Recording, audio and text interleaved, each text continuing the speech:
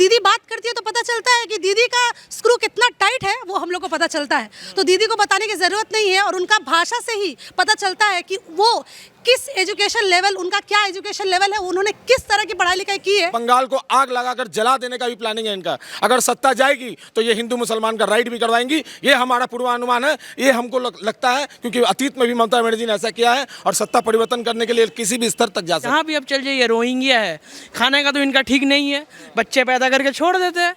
ठीक है, 10-15 बच्चे छोड़ देते रहे सड़क पे, तुम लोग अपने बड़ा हो, अल्लाह की मेहरबानी है।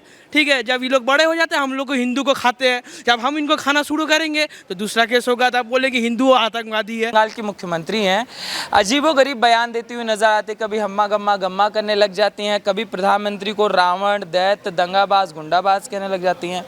और अब एक नए तरीके का उन्होंने बयान दिया है, वो कह रही हैं कि प्रधानमंत्री जो है उनका थोड़ा स्क्रू ढीला है। तो इसी पे इस समय हमारे साथ जनता मौजूद है, इनसे जानने की कोशिश करेंगे कि जो पश्चिम बंगाल चुनाव को लेकर जो बयानबाजी हो रही है, कोई कहता है 4 पाकिस्तान बनाएंगे, कोई कहता है चलिए मिनी पाकिस्तान घुमा के लाते हैं, इस पर जनता क्या सोचती है और जनता की क्या राय इन बयानबाजियों को लेकर जानेंगे खुद।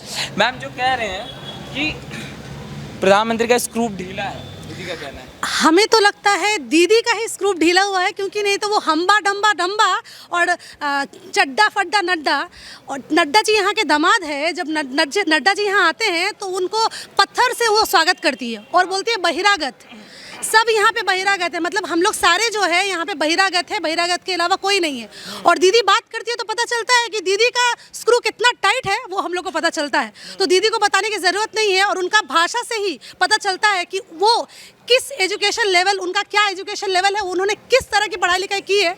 और उन्होंने उर्दू में PhD की है, उन्होंने मैंने वो उर्दू वगैरह सब में बहुत आगे हैं पढ़, लेकिन जो मौलिक शिक्षा होती है वो उनको प्राप्त नहीं है। इसीलिए आज वो बोल रही हैं कि प्रधानमंत्री जी का स्क्रू ढीला है, और उनको वो बांध कर, कमर में दोड़ी बांध कर वो घुमाएंगी, यही उनका शिक्षा है। और हम लोग बताइए पश्चिम बंगाल का हालत इससे ज़्यादा, मैंने वही खुद एग्जाम्पल दे रही है इस बात का, हम लोग को देने का ज़रूरत नहीं है। दीदी बौखला गई हैं, उनको पता चल गया है, विदाई पाला माने विदाई का घंटी बज गया है। उनको पता है कि हम कुछ भी कर ले वो तो होने वाला है नहीं, इस बार सरकार बननी है नहीं, सरकार बनेगी, बीजेपी की परिवर्तन आएगा, वो जान चुकी है ये बात। ये सब वो पाव तोड़ रही है अपना खुद से, और बोलती है बीजेपी का बंदा पाव तोड़ रहा है। तो ये सब ढकोसला है। उस सरकार, उनको पता है, यहाँ की जनसंख्या सबको पता है, जनसाधारण को पता है कि सरकार बदलने वाली है, इसीलिए सब नाटक चल रहा है। कभी बोलती है उनका स्क्रू ढीला है, कभी बोलती है कि ये बहिरागत है, यहाँ के लड़कों को लाओ। भारतवर्ष में जो रहता है ना वो सब भारतवासी है। बंगाल भारत से अलग नहीं है, भारत का एक हिस्सा है। तो अगर वो बहिरागत सबको बोलती है तो पहले बहिरागत वो है, उनको कोई हक नहीं बनता किसी को बहिरागत बोलने का। मैम यही हिस्सा जो है, कहा जाए कि डायरेक्ट एक्शन डे जो हुआ था यहाँ पश्चिम बंगाल से हुआ था, शुरुआत जो हुई थी पश्चिम बंगाल के अंदर, और क्या वही चीज़ दोहराने की कोशिश हो रही है इनके नेताओं के द्वारा, इस तरीके का बयान देना कि 4 पाकिस्तान बनाएंगे, क्या वही चीज़ दोहराने? यही तो बोलती हैं बार बार कि बीजेपी तुष्टीकरण की राजनीति करती है।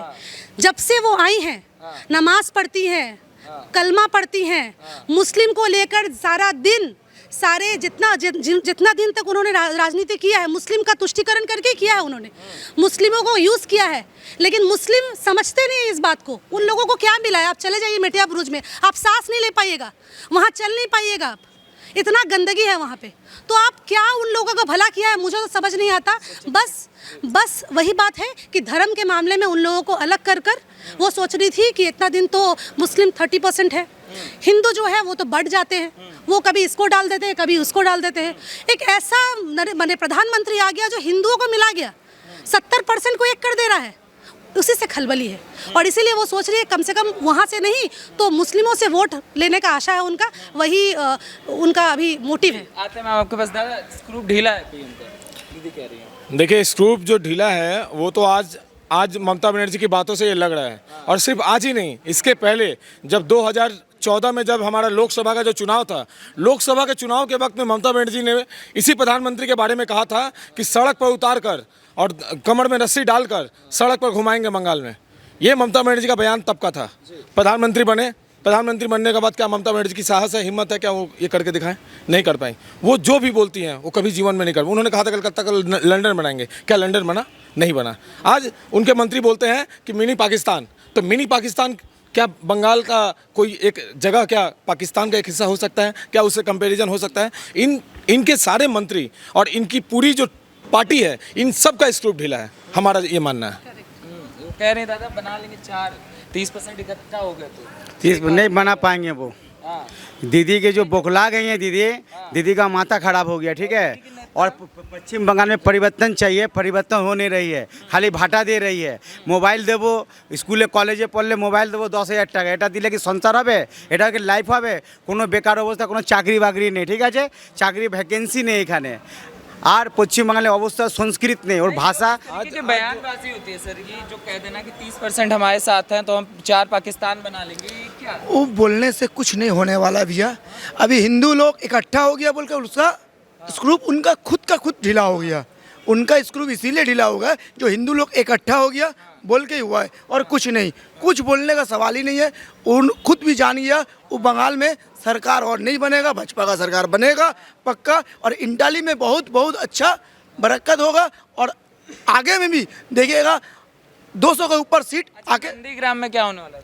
नंदीग्राम में शुभेंदु जी 50 से 60 हज़ार से बेसी वोट से जीतने वाली जीत गई है, जीतने वाली नहीं। देखिए जो नंदीग्राम, जिस नंदीग्राम से सत्ता की सीढ़ियां उन्होंने चढ़ी थी, ममता बनर्जी ने पहला अगर सत्ता का सीढ़ी चढ़ा तो उन्होंने नंदीग्राम से चढ़ा था। नंदीग्राम में लाशों का ढेर लगाया, उन लाशों के ढेर पर उन्होंने राजनीति की, उन्होंने माओवादियों को लिया, उन्होंने बूढ़े बुजुर्गों को सामने किया, बंदूक के सामने किया, उन्होंने हत्या करवाई वहाँ पर, और वो हत्या कराकर नंदीग्राम के लोगों का खून बहाकर उन्होंने सत्ता की सीढ़ी चढ़ी। आज उसी नंदीग्राम में उनका जो है वो गिर गई, उनका पाँव टूट गया, और जब वो गिरी अपनी गलती से गिरी, लेकिन गिरने के बावजूद उन्होंने नंदीग्राम के लोगों का अपमान किया है, ये गाँव के लोगों का अपमान किया है। वो गाँव के लोगों ने ये उनको लगा कि एक चीफ मिनिस्टर हमारे गाँव को बदनाम करके चला गया, जबकि ऐसी घटना नहीं हुई। उनका चीफ सेक्रेटरी, उनका सब कुछ, उनका महकमा, उनका पुलिस प्रशासन चुनाव आयोग को ये रिपोर्ट दे रहा है कि ऐसी कोई भी घटना नहीं हुई, कोई भी हमला नहीं हुआ। अगर मुसलमानों को लिए अगर मुसलमान की बात है, अगर ममता बनर्जी मुसलमानों का अच्छा चाहती है, तो क्यों नहीं सच्चर कमेटी के सारे जो पॉइंट्स है, क्या उन्होंने किया? क्या उन्होंने बंगाल में वो उन पॉइंट्स पर लागू किया? कुछ नहीं किया। ममता बनर्जी सिर्फ और सिर्फ मुसलमानों को एक फुटबॉल का तरह समझती है, उसको लात मार मार कर सिर्फ गोल करना जानती है। उन्होंने राजनीति में सिर्फ यही किया है, और इसी खेल को खेलती आई है, और यही गंदा खेल वो आज भी खेल रही हैं और आगे भी खेलेंगी, लेकिन आगे खेलने का मौका नहीं मिलेगा। ये निश्चित है। अब बंगाल के लोगों ने ये मन बना लिया है कि 2 मई दीदी गई, 30% मिलकर अलग अलग बांट लेंगे। इससे उन लोगों का मानसिकता पता चलता है कि वो पाकिस्तान जो रोज़ हमारे सिपाहियों को रोज़ हाथ में गला काट कर लोगों को हाथ में ऐसे फेंकता है, और वो चाहते हैं कि पाकिस्तान बने। आप बताइए वो कैसे हिंदुस्तानी है? इसी वजह से, इसी बात से उनकी मानसिकता का पता चलता है कि वो क्या बनाना चाहते हैं इंडिया को। और हमें ऐसा हिंदुस्तान नहीं चाहिए, हमें ऐसा हिंदुस्तान चाहिए जहां मुक्त रूप से हम सांस ले पाए और यहाँ जी सके, जो मन करना है वो कर सके। जिसका झंडा पकड़ना है, भगवा झंडा पकड़ना, भगवा झंडा पकड़े। राम मंदिर में दिया जलाना, दिया जला पाए। कोई हमें रोक नहीं सकता, कोई नहीं बताएगा कि हमें क्या करना है क्या नहीं करना है। ये बंद करना होगा सबसे पहले। मैं आपको एक बात बताना चाहता हूं, जिस प्रकार से उनके जो नेता हैं, उनके जो कार्यकर्ता हैं, जिस प्रकार से कह रहे हैं कि 30% मुसलमान जो है वो हम लोग 4 पाकिस्तान, शेख आलम ने कहा कि वो 4 पाकिस्तान बना सकते हैं। 30% चुनाव आने दीजिए, चुनाव हारने दीजिए। हारने के दिन जब रिजल्ट आएगा तो यही ममता बनर्जी सड़कों पर दंगा करवाएगी, और उस दंगे को भांपते हुए ही आज केंद्र सरकार ने, और जिस प्रकार से चुनाव आयोग ने इसको सीरियसली लिया है, आज पूरी तरह से बंगाल को आग लगाकर जला देने का भी प्लानिंग है इनका। अगर सत्ता जाएगी तो ये हिंदू मुसलमान का राइट भी करवाएंगी, ये हमारा पूर्वानुमान है। ये हमको लगता है क्योंकि अतीत में भी ममता बनर्जी ने ऐसा किया है, और सत्ता परिवर्तन करने के लिए किसी भी स्तर तक जा सकता है। इस बार जो चुनाव हुआ था पंचायत के इलेक्शन, उनमें तो नॉमिनेशन करने ही जाने नहीं दे रहा था। नॉमिनेशन करने जा रहा था तो आधा रास्ते से घुमा के फिर मार के भेज दे रहा था। व्हाट्सएप में नॉमिनेशन हुआ है, ऐसा हाल है बंगाल का। और 2 मई को बंगाल की जनता दिखा देगी उनको पाकिस्तान बनाना ना, उनको उस पर पाकिस्तानी भेज देगी बंगाल की जनता। बंगाल उनको भेज ही देगी, उनको यहाँ रहने का जगह नहीं है। वो जय श्री राम स्लोगन बोल के बोलती बहिरागत वो जय श्री राम स्लोगन उनके लिए गाली है। वो कैसी मानसिकता वाली औरत है, आप समझ लीजिए। उनके लिए बंगाल दिखा देगी 2 तारीख को क्या होने वाला उनके साथ। देखिए आज कश्मीर में भी 140 लोगों को खून नहीं किया गया राजनीतिक रूप से। आप देख लीजिएगा कश्मीर में चुनाव हुआ है, क्या कश्मीर में एक भी लोगों की जान गई है? किसी व्यक्ति की जान गई है? आज कश्मीर जो है, कश्मीर में भारतीय जनता पार्टी सबसे बड़ी राजनीतिक पार्टी है। आज जिस प्रकार से बंगाल में चुनाव के पहले हमारे 140 कार्यकर्ताओं को मार दिया गया, हमारे भाजपा करने वाले कार्यकर्ताओं की माँ का कोख जो है खाली हो रहा है, दिन दहाड़े लोगों को मारकर झुला दिया जा रहा है। ऐसी घटना पूरे हिंदुस्तान में नहीं है और ह्यूमन राइट्स और मानव अधिकार आयोग लगता है खत्म हो चुकी है। बंगाल में कुछ नहीं है, यहाँ पर सिर्फ और सिर्फ सत्ता के दम पर ये सारी चीज़ें की जा रही हैं। हम इस सत्ता को उखाड़ कर फेंक देंगे, ना ये सत्ता रहेगी और ना ये खतरनाक खेल होगा यहाँ पे। 2 मई दीदी गई, तो कहते हैं सारी आज़ादी यही है।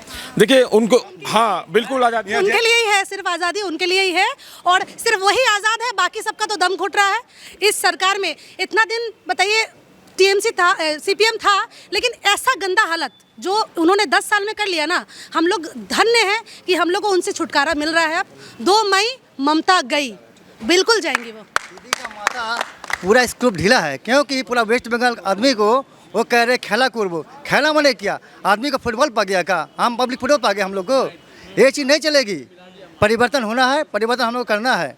दीदी जो साधारण आदमी को फुटबॉल बना के खेलने चाहती है, दिन दिहाड़े मर्डर कर रही है, ये क्या पा गई है? 140 आदमी मारा गया है। अब जो भी दल का हो, किंतु टीएमसी का तो नहीं हो सकता है। वो पब्लिक को मार के झुला दे रहा है गाछ में, ये क्या चीज़ है? राजनीतिक हो रहा है, दुर्नीति हो रहा है। इस तरह की राजनीतिक में हम लोग टीएमसी को इस्तेमाल किए जाते हैं। आज प्रधानमंत्री कह देते स्क्रूप ढीला है, रावण कह देते, दंगाबाज कह देते। नहीं, ये बहुत गलत चीज़ है। वो पूरा बुखला गई है, वो पूरा पागल हो चुकी है और उसके बच्चे बंगाल का छोटा छोटा बच्चा भी समझ गया उसका पॉलिसी।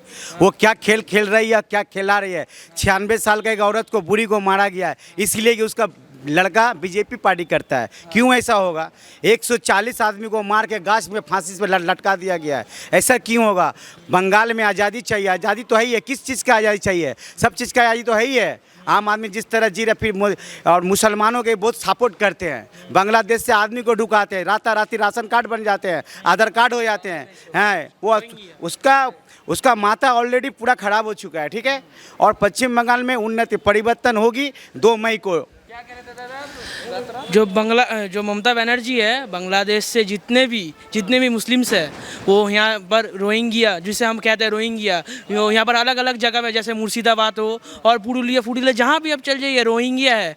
खाने का तो इनका ठीक नहीं है, बच्चे पैदा करके छोड़ देते हैं, ठीक है, 10-15 बच्चे छोड़ देते रहे सड़क पे। तुम लोग अपने बड़ा हो, अल्लाह की मेहरबानी है, ठीक है। जब ये लोग बड़े हो जाते हैं, हम लोग को हिंदू को खाते हैं। जब हम इनको खाना शुरू करेंगे तो दूसरा केस होगा, तब बोले कि हिंदू आतंकवादी है, हिंदू भगवा आतंकवादी है। मगर ये कभी पाकिस्तान में बैठे जो हाफिज सईद, ये सबको कभी आतंकवादी नहीं कहेंगे, हम लोग को हिंदू को आतंकवादी कहेंगे, काहे कि सपोर्ट करते हैं, क्योंकि ये तुष्टीकरण की राजनीति करते हैं।